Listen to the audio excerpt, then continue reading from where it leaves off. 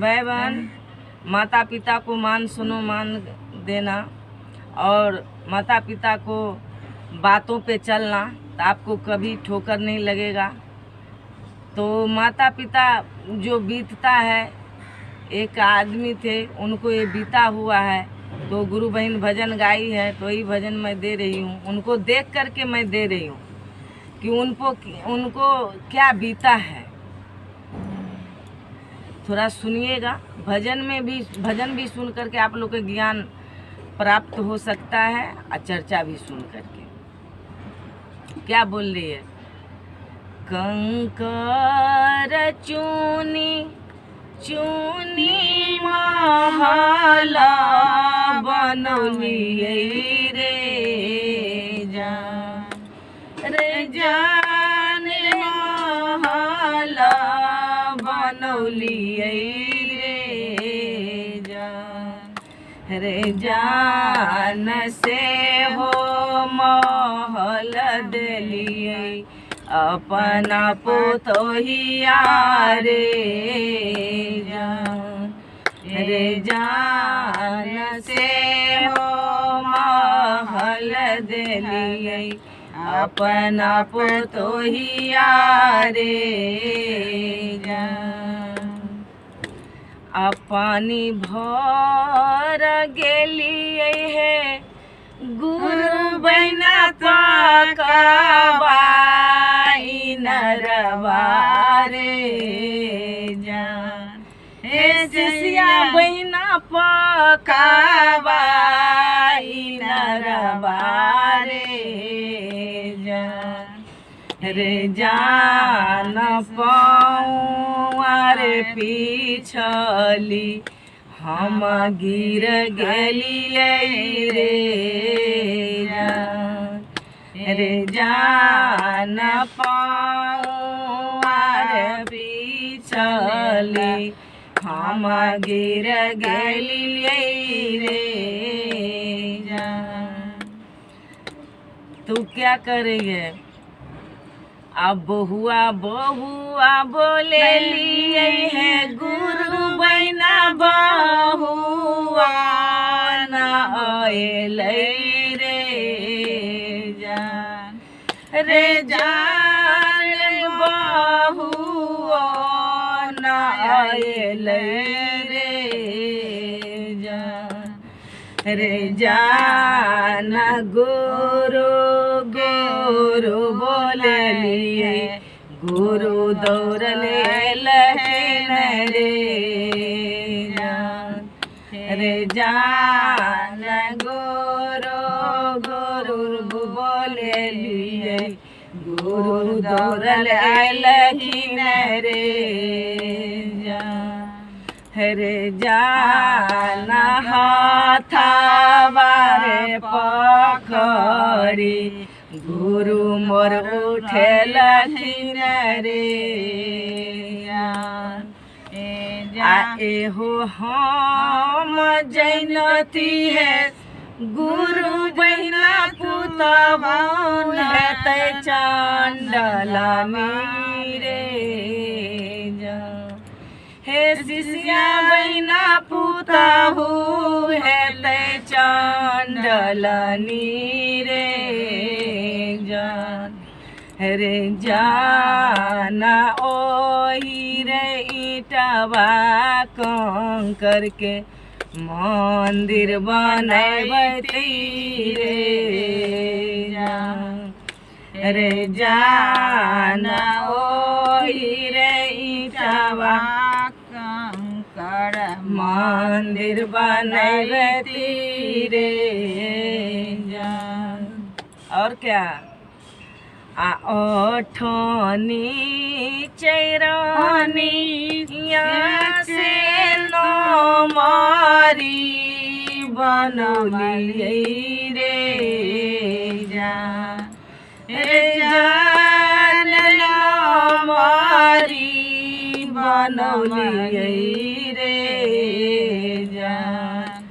रे जान से हो न मरी देलिए अपना बेटा बारे रे जान से हो न मरी दलिए अपना बेटावा रे जान।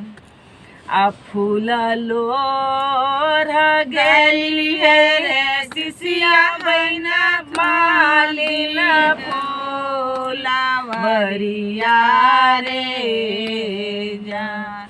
हे गुरु बहिना मालिन फूला बरिया रे जान। रे जान पाँव पे चले हम गिर गलिए रे जान। बेटा बेटा बोले लिए गुरु बहिना बेटा नानी आएले रे जान। हे शिष्या बहिना बेटा नानी आएले रे जान। रे जान शिव शिव बोलिए गुरु दौड़ल लखीन रे जान। रे जान हाथ बारे पकड़ी गुरु मोर उठल रे जान। एहो हम जैन तो है गुरु बहिना बेटा है त चंडलवा रे जान। हे गुरु बहिना बेटा है त चंडलवा रे जान। रे जान ओही रे न मरिया के चारा चाकर बताओ रे जान। रे जान ओही रे मंदिर सेवा गुरु के बैठे बताओ रे जान। गुरु भाई बहन देखिए, उसको जब तकलीफ हुआ तब गुरु याद आए। अब पहले बेटा के लिए बहू के लिए हम लोग परेशान हो जाते हैं। जब ठोकर लगता है तो मेरे महादेव याद आते हैं। भाई बहन बेटा के लिए बहू के लिए सब रखते हैं ठीक है, लेकिन अपना गुरु के लिए कुछ मतलब कीजिए। आदमी बोलते हैं कि ये गुरु के ये मत चढ़ाओ वो मत चढ़ाओ। अपने बेटे के लिए भाई बहन कितना प्रकार का बनाते हैं आदमी। बोलते हैं मेरा बेटा के ये खीर पसंद है, ये खीर पसंद है, ये मलपुआ पसंद है, आलू परोठा पसंद है। बहन वो काम नहीं आएगा। अपने महादेव जी के लिए मिश्री बादाम भी चढ़ाना मुश्किल हो जाता है। काम कभी नहीं आ रहा। काम आप बोलते हैं नहीं चढ़ाने के लिए, नहीं, अपना गुरु के अपने हाथ से बना करके जो आपको खीर पूरी मन होता है खिलाने के लिए, उस मन से आप पुकारिए, अपने गुरु के परोस के खिलाइए, वही काम आएगा हमको भी आपको भी। बोल शिव गुरु महाराज की जय। प्रणाम करती हूँ, मेरा प्रणाम स्वीकार कीजिएगा। लीलम दीदी हरिंदर भैया को प्रणाम करती हूँ, मेरा प्रणाम स्वीकार कीजिएगा। जिस धरती पे बैठ के मैं चर्चा पर चर्चा करती हूँ, धरती माँ के प्रणाम करती हूँ, मेरा प्रणाम स्वीकार कीजिएगा। जितने गुरु भाई बहन हैं हमसे छोटे बड़े सभी को चरणों में प्रणाम करती हूँ, मेरा प्रणाम स्वीकार कीजिए। एक मैं चर्चा देती हूँ, भाई बहन सुनिएगा, अच्छा लगे तो लाइक कमेंट कीजिए। एक गुरु बहन थी, तो गुरु बहन को पति कोढ़ी हो गया था। शादी हुआ, पहले तो छोटे में शादी हो जाता था, तो शादी हुआ और वो कोढ़ी हो गया। जब कोढ़ी जो हो गया तो उनको माँ पापा नहीं जाने दे रहा था सासुर। बोल रहा था अभी तुम छोटी हो, दूसरा शादी में कर दूंगा, अभी मत जा, सासुर मत जाओ, तो कोढ़ी हो गया है। 8-9 साल का वो थी तभी शादी हो गया था। तो उनको क्या पता कि मेरा दामाद कोढ़ी हो जाएगा। अब तो लड़की जब बड़ी हुई, 19-20 साल का हुई तब वो बोल रही थी हम जाएंगे अपने ससुराल। सब बोल रहे हैं मेरा पति कोढ़ी हो गया है। तो नहीं जाने देते थे, परिवार वाला कोई नहीं जाने देते थे। फिर भी वो गई वो और जा कर के अपने पति को सेवा करने लगी। अपने पति को सेवा करती थी और शिव चर्चा करती थी, अपने घर को काम करती थी। तो उतना क्षेत्र में जितना आदमी था सबको पता था कि ये पति व्रता नारी है, ये अपने पति को सेवा कर रही है। तो एक रोज ठंडा महीना था। ठंडा महीना में कोढ़ी को तो पूरे शरीर में घाव से भरा हुआ था, पीज से भरा हुआ था, पस निकल रहा था। तो गुरु बहन क्या की, उनको पूरा शरीर थोड़ा धूप उस दिन निकला तो अपने पति को नहा करके एक खाट थे दरवाजा पे, खाट पे वो बैठा दी। तो वो बैठे थे भाई बहन। उसी रास्ते से उस गांव में साइड को बगल के गांव में एक बेसिया रहती थी। वो बेसिया बहुत सुंदर थी, बहुत सुंदर थी। तो अपना बेसिया थी, कोठे पर रहती थी, कोठा चलाती थी वो। तो कोढ़ी के सामने से वो गुजर रही। जब वो रास्ते से जा रही थी, कोढ़ी के सामने से आगे से जा रही थी, तो कोढ़ी देख रहे थे। जब देखे न कोढ़ी तो उनको मन में बहुत लालच आ गया, वो कितना सुंदर है। देखिए भाई बहन, तन बूढ़े हो जाता है, तन में आदमी को तकलीफ होता है, लेकिन मन बूढ़े नहीं होता है। मन हमेशा अच्छे खोजता है। तो पूरा दिल कोढ़ी को बेसिया पर चला गया। जब बेसिया पर चला गया ना, तो देखते थे ना वो गुरु बहन हमेशा ही चिंता में रहता था, हमेशा चिंता में रहता था। तो बोली वो गुरु बहन कि आप काहे इतना चिंता में रहते हैं, क्या बात है, क्या हुआ है आपको? तो एक कोढ़ी बोल ले कि आप हमको नहा करके खाट पर बैठा दिए थे ना, तो पड़ोस गांव का जो बेसिया थी वो मेरे सामने से जा रही थी। हमको देख करके ना मेरा दिल चला गया उस पे। हमको जैसे आप मिलेंगे हमको उससे मिला दीजिए। तो गुरु बहन तो पतिव्रता नारी थी। वो बेसिया को घर गई, बेसिया के घर गई। बेसिया तो कोठे पर से देरी से आती थी।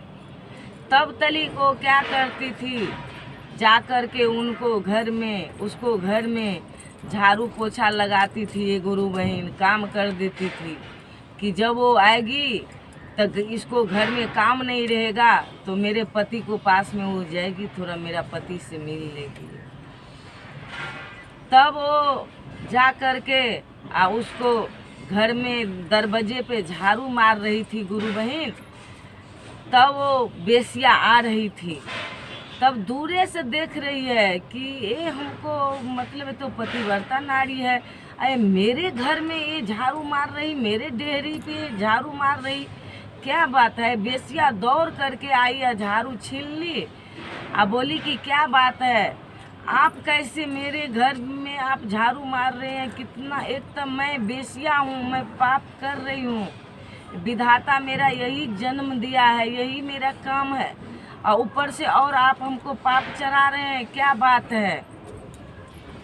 तब वो गुरु बहन बोली कि हम इसीलिए आपको घर में काम करते हैं कि आपको थोड़ा दया आ जाएगा, तो मेरे पति तो कुंवर ही है, तो मेरे पति को तो सामने से कोई गुजरता नहीं है, मेरा पति को शरीर से गंध आता है। और तब वो बोल रहा है कि आप पे दिल चला गया, वो आपसे प्यार करते हैं, थोड़ा मेरा पति से मिल लीजिए। तो वो बोली कि हम आपको घर नहीं जाएंगे मिलने के लिए, आप अपने पति को ले करके आइएगा। जब आस पड़ोस में सबको पता चल जाएगा कि कोढ़ी से मिलने जाती है, तब हमसे मिलने के लिए अच्छा अच्छा लड़का नहीं आएगा। तो आप क्या कीजिए, आप ना रात को टाइम में जब सो जाएगा, कहीं पे कोई जगह नहीं रहेगा, तब आप अपने पति को लेकर के आइएगा। तो वो क्या कि जब रात हो गया, सब सो गया था, रात को 1-2 बज रहा था, तो ये तो पतिव्रता नारी थी, तो इसको भी डर था कि यदि मैं दिन को टाइम में पति को लेकर के जाएंगे तो आस पड़ोस के लोग हमको क्या बोलेंगे, और यदि मेरे घर में भी वो आएगी तब तो मेरा धर्म जो है वो टूट जाएगा। तो वो रात को टाइम में अपने पति को लेकर के जा रही थी। तो गांव थोड़ा दूर था उनको, तो कोढ़ी चल नहीं पा रहा था, तो गुरु बहन क्या की, अपने कंधे पे उठा ली, अपने कंधे पे उठा करके और लेकर के जा रहे थे। तो गांव में क्या हुआ था, उस दिन एक कांड हो गया था। गांव में एक मंदिर था, तो उस मंदिर में चोरी हो गया था। तो बहुत सारा गहना जेवर चोरी हो गया था। तो जब जे हम चोर हल्ला किया तो चोर भाग गया, एक साधु पकड़ा गया। तो सबको लगा कि साधु चोरी किया है, तो उस साधु को ये सूल नहीं होता है, जो सूली जिस पे मतलब राजा सब लटका देते थे आदमी को भोंक करके। तो एक जंगल था, उस जंगल में रास्ते के साइड में उस साधु को ये सूली पे लटका दिया था। तो साधु को तो पूरा सूली पे लटका था, तो उनको तो ऐसा ही साधु को दर्द हो रहा था। ये जो अपना पति को कंधे पे लेकर के जा रही थी, अंधकार था, तो ये नहीं देखी, तो साधु के पाँव में कोढ़ी को शरीर लग गया। तो ऐसे घूम गया तो और सूली पूरा अंदर घुस गया साधु को। तो ये श्राप दे दिया साधु, एक तो मैं चोरी नहीं किया हूँ, तब तो हमको सूली पे लटका दिया, और दूसरा तुम हमको आकर के कष्ट दिया। जा, सवेर होते होते तेरा पति मर जाएगा, जब तक सूरज निकलेगा और तेरा पति मर जाएगा। तब वो क्या किया, वो वहीं पे साधु के सामने वहीं पे कोढ़ी को रख दिया। जब सवेर होने वाला था तब बोले कि हे सूरज भगवान, वो गुरु बहन बोली कि हे सूरज भगवान, यदि हम सच्चे पति नारी हूँ तो आप पूरे दिन मत उगिए, आप मत उगिए। आप जैसे सूरज उदय होगा तो मेरा पति मर जाएगा, आपको हम उगने नहीं देंगे, आप मत उगिए। तो उगने नहीं दे रही थी, तो पूरा हाहाकार मच गया, पूरा अंधकार हो गया। सवेर हो गया, 2 बज गया, 3 बज गया, फिर भी यहाँ सूरज भगवान उदय नहीं हो रहा था। पूरा देवलोक में अहंकार मच गया कि एक तो हम पतिव्रता नारी सती अनसुईया थी, और फिर दूसरा पतिव्रता नारी कौन आ गई, ये सूरज भगवान को फिर से नहीं उगने दिया। तब हाहाकार ऐसे मचा देवता देवी लोक में। तब सती अनसुईया आई। सती अनसुईया आई वो बोली वो गुरु बहन से कि आप सूरज भगवान को उगने दीजिए, निकलने दीजिए। जब जैसे आपको पति मरेगा तो आपको पति को प्राण में छीन करके फिर से लौटा दूंगी, आप सूरज उदय होने दीजिए। तब वो छोड़ दिए सूरज भगवान को। गुरु बहन बोले हैं ठीक है सूरज भगवान आप उदय हो जाइए। जैसे सूरज भगवान उदय हुए आकी सती अनसुईया बोले कि यदि मैं पतिव्रता नारी हूँ तो इनको पति को प्राण आपस लौट जाए। नहीं, मैं गुरु बहन का पति नहीं मरना चाहिए। तो अपने मुट्ठी में ले ले, जैसे अपने पति के लिए वो की थी सती अनसुईया, उसी तरह गुरु बहन को पति को प्राण को लौटा करके फिर जिंदा कर दी। जिंदा होने के बाद खूब सुंदर शरीर हो गया, खूब सुंदर वो गुरु भाई हो गया। और वो गुरु बहन अपने घर में अपने पति को लेकर के गई। उस दिन से घर बसा ली। सब देखे कि हन कैसे पतिव्रता नारी थी, अपने पति को जिंदा कर लिए वो। यही मेरा चर्चा था। भाई बहन को अच्छा लगे तो लाइक कमेंट कीजिएगा। चर्चा के साथ साथ में अपना पति को मान सम्मान, अपने सास ससुर को मान सम्मान कीजिएगा। हाथ जोड़ के मैं प्रणाम करती हूँ।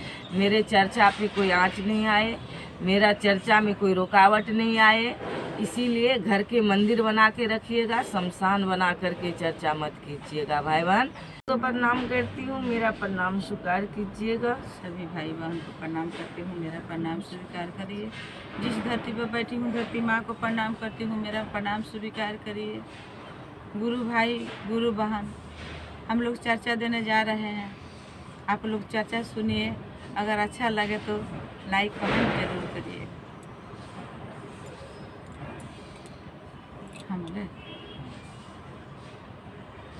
देखिए एक अनुभूतियाँ बोलने जा रही हूँ दीदी।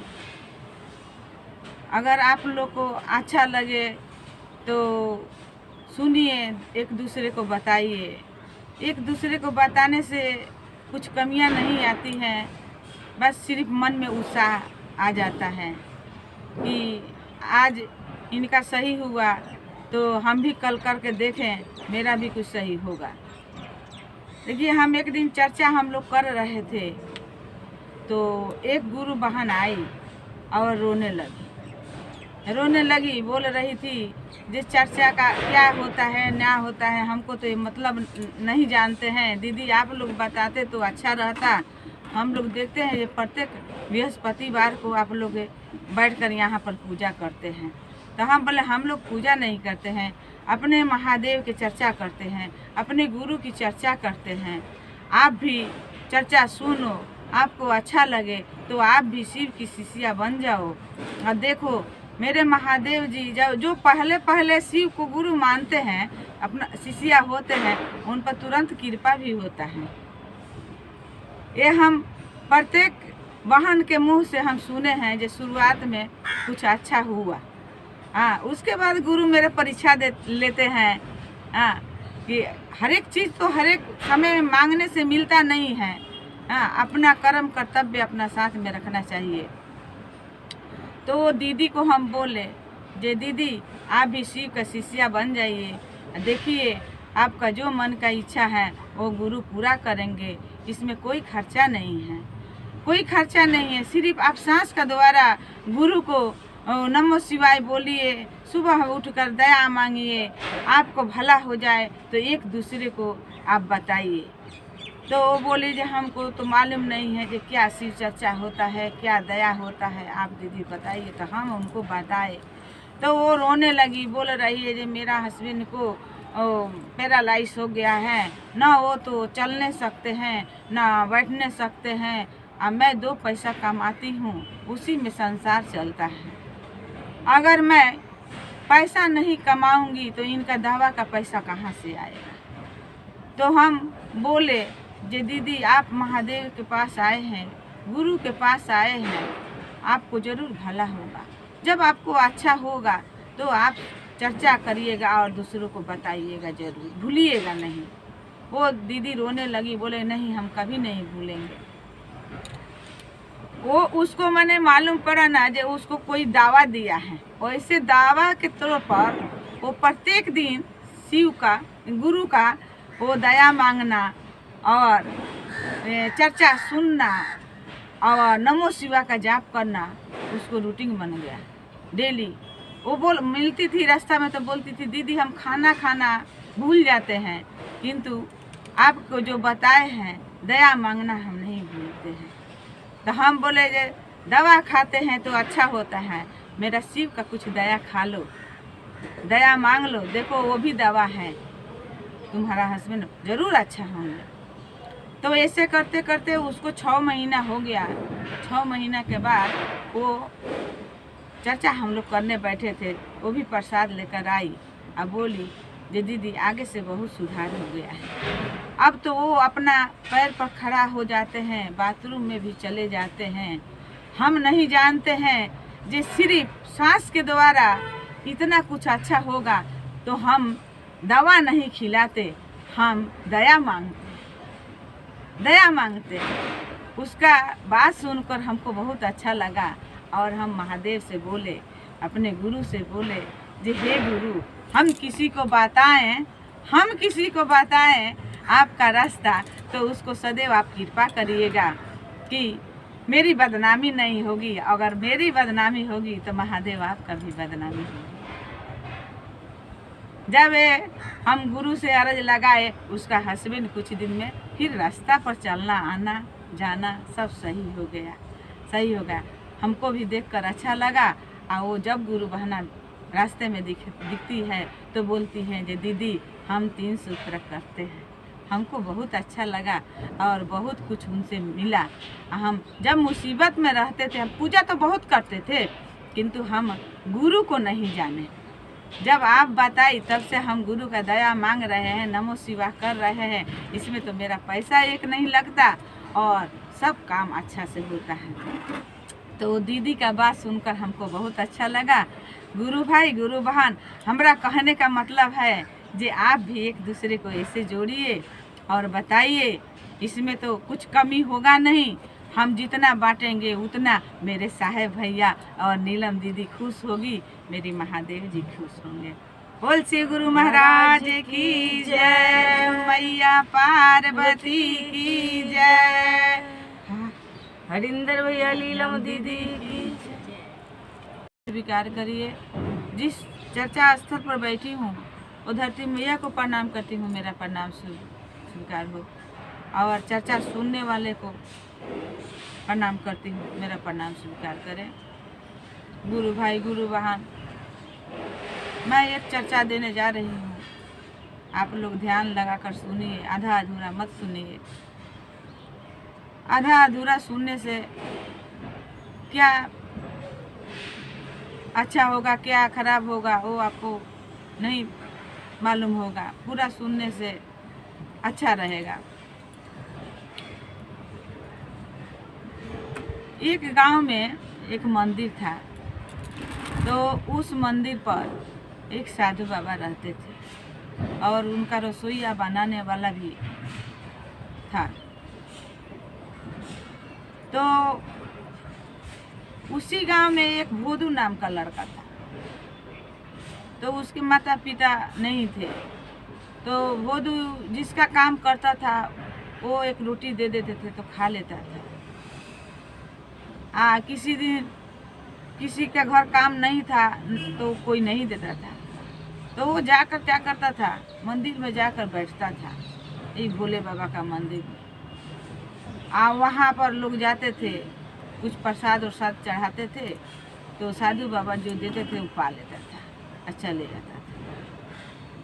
तो साधु बाबा देखे ये प्रत्येक दिन आता है और जो दे देते हैं वही खा लेता है, कितना सुंदर झाड़ू लगाता है मंदिर के सामने, अगर इसको रख ले हम तो इतना प्रसाद चढ़ावा मिलता है, क्या करेगा, खाएगा, भगवान का बर्तन जो रहेगा धोएगा, मंदिर साफ करेगा, इससे क्या कमी हो जाएगा, 4 ठो रोटियाँ तो खाएगा। तो साधु बाबा बोले जो तुम्हारा नाम क्या है बाबू? तो बोला जो मेरा नाम भोदू है। तो साधु बाबा हंसने लगे। हाँ, हंसने लगे। बोले कौन नाम दिया है? तो बोले मेरे माता पिता तो है नहीं। हाँ, गांव में सभी बोलते हैं हमको भोदू। हाँ, तो बोलते ठीक है हम भी आज तुमको भोदू बोलेंगे। तो बोलेगा बोल रहा है हाँ हाँ साधु बाबा आप भी बोलिएगा। तो बोले तुम मेरे पास रह जाओ, तुम तो अच्छा झाड़ू लगा लेते हो, सफाई अच्छा कर लेते हो, आप मेरे पास रह जाओ। अब तो भोदू खूब खुशी हुआ है, चलो हमको चलना नहीं होगा, द्वार द्वार पर मांगना नहीं होगा, मंदिर में हम झाड़ू लगाएंगे और मुझको भोजन अच्छा अच्छा मिल जाएगा। तो वहीं पर रह गया। वहीं पर रह गया। रात में होता था तो रसोईया में से जो खाना बनाकर महाराज लोग देते थे तो साधु बाबा भी पाते थे और भोदू भी पाता था। तो एक दिन भोदू बोल रहा था जे साधु बाबा आज हमको नींद नहीं लग रही है, हमको नींद नहीं लग रही है। हाँ, तब बोले तो बोलो क्या बोले? तब बोले जब उसका आप भोले बाबा के बारे में हमको बताइए ना, भोले बाबा के बारे में बताइए। आप इतना सुंदर सुंदर खाना बनाकर भोले बाबा को खिलाते हैं, खुद खाते हैं। हाँ, भोले बाबा कैसे हैं, कैसे आते हैं? तो बोले जे वो रोज आते हैं, रोज आते हैं, रोज आते हैं, रोज पाते हैं। अब भोले बाबा के पास हम जाते हैं, भोले बाबा आते हैं ना तो मेरा मन बहुत खुशी रहता है। तो बोले हम भी भोले बाबा से हमको भी बात करा दीजिए।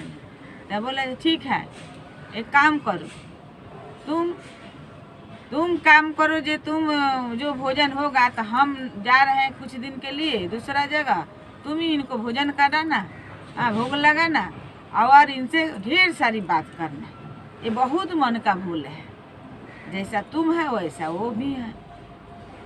तो भोलू बोला जे जब ये आते हैं आपके पास तो कैसा लगते हैं, हम कैसे पहचानेंगे जो वो है ना दूसरा कोई है?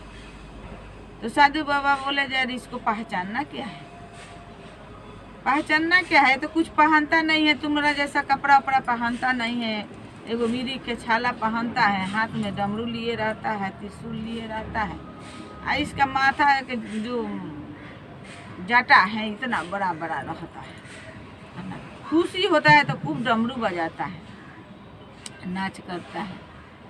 तब बोला ऐसा होता है? तो बोले हाँ। तब बोले जो ठीक है आप जाइए, चिंता मत करिए, हम इनको भोग लगा देंगे। तो रसोईया से ले आया। तो वो तो साधु बाबा तो मिठाई उठाई चढ़ाते थे, फल उल चढ़ाते थे, बेल पत्ता चढ़ाते थे, और उनको बोलकर भोदू को बोलकर गया था जे तुम इसको भोजन करा देना, भोजन करा देना। तो वो सोचा जैसे हम भोजन करते हैं वैसे ही साधु बाबा बोले इनको भोजन कराने के लिए। तो रसोईया में गया, 4 रोटी लाया, अब बोला जे थी रसोईया महाराज इनको भी आप 4 रोटी दीजिए भोले बाबा को। तो बोले जाओ जाओ इसी में तुम भोले बाबा को भी खिला देना, तुम भी खा लेना, तुम्हारा भोले बाबा को रोटी खाने आते हैं। हाँ, अभी साधु बाबा नहीं है तो इसको 4 को जगह 8 इसको भूख लगा है, और जब रहते हैं तो 4 में खुशी हो जाता है। ये आया, कहा कि रात हुआ, आसन लगाया, अब बोला जे अब आ जाओ आ जाओ, तुम भी भोजन करो, हम भी करें, हम भी भोजन करें। तब देख रहा है जो वो आसन पर कोई आ ही नहीं रहा है, हमको तो भूख लगा है, आ ही नहीं रहा है। तब बोल रहा है अरे भोले बाबा आएगा कि नहीं आएगा, आएगा कि नहीं आएगा सो बोलो, अगर नहीं बोलेगा ना तो यही त्रिशूल से तुमको गोभ देंगे। जो मंदिर में त्रिशूल था उसी को उठाकर बोल रहा है कि अगर भोजन नहीं करने बैठेगे तो इसी से हम गोभ देंगे, हमको खुद भूख लगा है, तुम तो सारा दिन खाता है, हाँ घूम घूम कर खाता है। तब भोले बाबा बोले जे ठीक है, ये तो कौन क्या पता हमको गोभ देगा। वो आकर आसन पर बैठ गए आप बैठकर खाने लगे। तब बोला 2 रोटी तुम खाओ 2 रोटी हम खाएं। जब 2 रोटी दिए तो भोले बाबा को बहुत अच्छा लगा। तब बोला भोदू 1 ठो और दे दो। तो 1 ठो और दे दिया। अपने 1 ठो खाया, उसका तो पेट भरा नहीं। अब क्या किया, जो वहाँ से अब बोला जी ये 3 ठो भोले बाबा रोटी खा गया, हम 1 खाए। कल से हम इसके लिए भी ज़्यादा लाएंगे, अपना भी लिए ज़्यादा लाएंगे। फिर दूसरा दिन रसोईया महाराज से मांगा तो रसोईया महाराज उसको 6 ठो रोटी दिया। तो वो 3-3 ठो भाग करके खाया। तब तक साधु महाराज आ गए। बोले जो भोदू क्या खबर है, तुम अपना भोले बाबा का खबर बताओ। तो बोला जे कुछ बात नहीं है, अच्छे हैं, रोज भोले बाबा आते थे, वो भी खाते थे हम भी खाते थे। एक दिन तो मेरा भाग ही खा गए, उस दिन हमको खाली पेट रहना पड़ा। तब बोले जे हाँ साधु थी भोले बाबा आते हैं। तो हाँ आते हैं। तो कैसे देखते हैं? तो बोले जैसे आप बोले थे साधु बाबा वैसे ही एकदम है। डांड में मिर्गा का छाला, हाथ में डमरू, हाथ में त्रिशूल और बड़े बड़े जटा। तब बोले जे ठीक तुम बोल रहा है। तो हाँ, और जब आते हैं ना तो इतना सुंदर सुगंध लगता है जो मन तृप्त हो जाता है। तब बोले साधु बाबा जे सच बोल रहा है। तब बोले जे ठीक है, तुम अपने भोले बाबा को बोलना जे थोड़ा हमरा साधु बाबा को दर्शन देने के लिए। तो वो बोले जे ठीक है, आप तो हमको इतना खाना देते हैं, खिलाते हैं, सब चीज़ का व्यवस्था करते हैं, इसमें क्या हर्ज है, हम भोले बाबा से बोलेंगे। जब दूसरा दिन भोले बाबा जब आए तो भोदू बोला जे भोले एक बात बोलूं। तो बोले जे बोलो। तब बोल रहे हैं जे आज आपको मेरे साधु बाबा को दर्शन देना पड़ेगा, उनके पास जाना होगा। तब बोले जे हम क्यों जाए, हम क्यों जाए? तब बोले जे नहीं, वही तो बताए थे जे आप ऐसा हैं, तब ना आपको हम पहचाने हैं, तब ना हम पहचाने हैं आपको जे आप कैसा हैं। नहीं तो दूसरा कोई भी आ जाता, हम तो आपको देखते नहीं, इतना सुंदर आप भोले सलोने हैं, मेरे साधु बाबा को आप दर्शन दीजिए। तब बोले जे नहीं नहीं हम नहीं देंगे, तुमको दर्शन देंगे, उनको नहीं देंगे। इस पर भोदू नाराज हो गया। बोला ठीक है, आज से हम आपको ना भोजन कराएंगे और ना आपके पास हम आएंगे। देखते हैं किसको आप बात बताते हैं, किसको सुंदर सुंदर बातें बोलते हैं। आप तो बोलते थे जे भोदू तुम नहीं रहता तो मेरा मन नहीं लगता, अब देखते हैं किसके साथ मन तुम्हारा लगता है। अब इस पर भोले बाबा का मन छोटा हो गया। बोले जे ठीक है, मैं तेरे साधु बाबा को दर्शन दूंगा। और वो साधु बाबा को दर्शन दिए। साधु बाबा तो भोले बाबा को पैर पकड़ना भूल गए, भोदू का पैर पकड़ लिए और पकड़ कर बोले वाह रे भोदू, हाँ ये भोले जैसे है वैसे मेरा भोलू है। भोले जिस पर खुशी होता है उसी को दर्शन देता है। तुम धन्य हो गया और तेरे जैसे आदमी को देखकर मैं भी धन्य हो गया। हाँ तो दीदी भैया, मेरा कहने का बात है जे बेसी बुद्धिमान होने से गुरु नहीं मिलते हैं। गुरु कण कण में है, सबके अंदर में है, आपके भी अंदर में है, मेरे अंदर में भी है। देखिए भोदू कुछ नहीं जानता था तो उसके साथ मेरे महादेव दर्शन दिए। हम लोग फिर भी तो हम लोग को ज्ञान बुद्धि है। मेरे महादेव जी कितने भोले हैं, सभी जगह है, सभी के अंदर है। मैं यही चर्चा बोलकर और आप लोग को प्रणाम करती हूँ। मेरा प्रणाम स्वीकार करिए और लाइक कमेंट जरूर करिएगा दीदी, तब भी हमको अच्छा लगेगा। जय की जय। भाई बहन को प्रणाम करती हूँ, मेरा प्रणाम स्वीकार कीजिएगा। भाई बहन, मैं तुलसी माता को गाना गा रही हूँ, आप लोग सुनिएगा, लाइक कमेंट कीजिएगा। क्या ब्रह्मा जी बोल रहे हैं तुलसी मैया से, क्या बोल रहे हैं सुनिए। डाढ़ो तोरा देखली है तुलसी है पातो तोरा है देखली है पातो तोरा है देखली। कौने अपराधवे है तुलसी है थोरो नाही है देखली है फारो नाही है देखली। बड़मा जी बोले कि डाढ़ो तोरा देखली है तुलसी, पातो तोरा देखली। कौन अपराध आप किए हैं कि आपको मैं फर कभी नहीं देखे? तो तुलसी मैया कह रही है, सासू मोरा डोनिया है बरमा जी, गोतनी है जोगिनिया है गोतनी है जोगिनिया। ओही अपराधवे है तुला बरमा जी है फरो नहीं है देखली है फरो नहीं है देखली। तुलसी मैया क्या बोली? सासू मोरा डनिया है बरमा जी, गोतनी है जोगिनिया, वही अपराधवे है तुलसी, फरो नहीं है देखली। तब बरमा जी फिर क्या बोल रहे हैं? झूठे तो हर बोलिया है तुलसी है झूठे तोहर बचनिया है झूठे तोरो बचनिया। और क्या?